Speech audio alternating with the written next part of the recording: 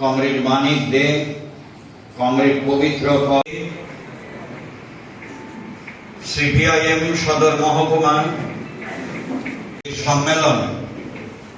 এই সম্মেলনের যে প্রকাশ্য কর্মসূচি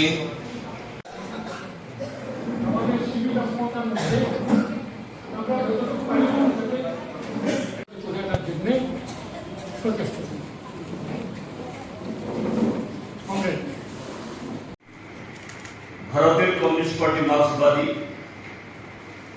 এটা আমাদের দেশের বা রাজ্যের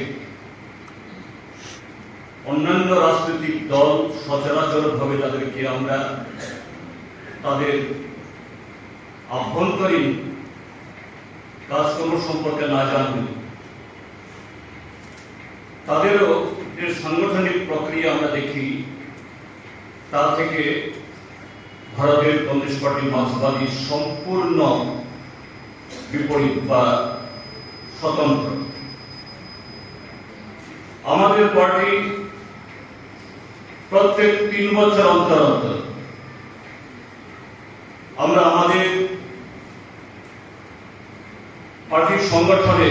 একেবারে তৃণমূল স্তর থেকে সর্বভারতীয় স্তর অব্দি নিয়মিত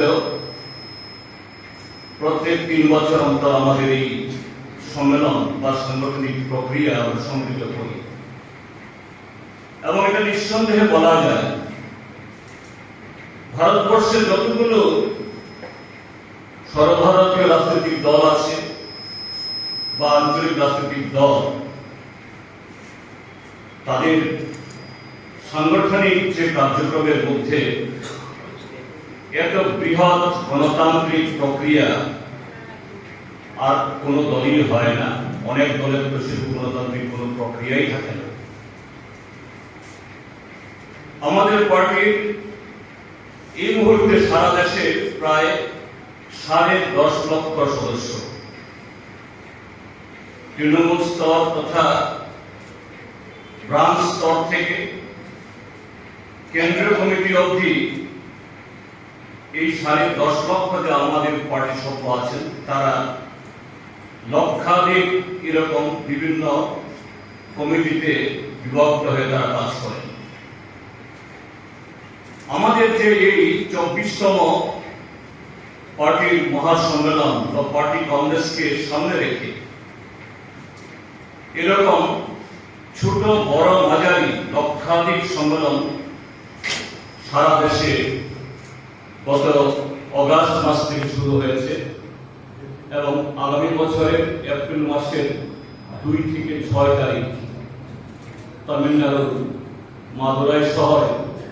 সেখানে আমাদের সর্বভারতীয় সংগঠনের মধ্য দিয়ে এই প্রক্রিয়া শুরু সম্পন্ন হবে।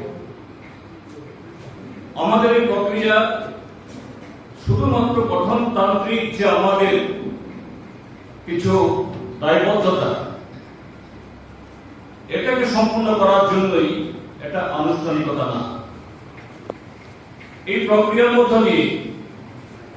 আমাদের যে রাজনৈতিক লক্ষ্য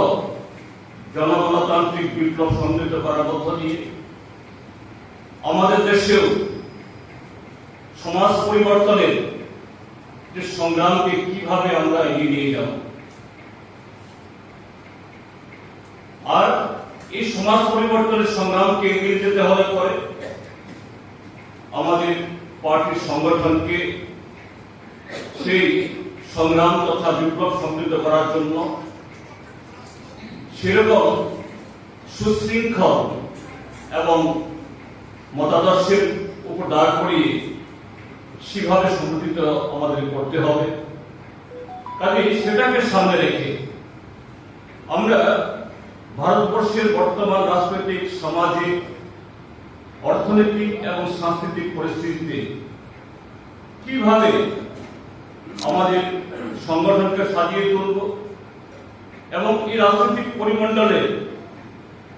আমাদের কর্মসূচি কি হবে, রণকৌশল কি হবে, আমরা সেই আলোচনাগুলি এখানে সংগঠিত করব। তার মধ্যে দিয়ে আমাদের সাফল্য বা দুর্বলতা চিহ্নিত করার মধ্য দিয়ে আমরা আগামী দিনের কর্মসূচি সেখানে গ্রহণ করব।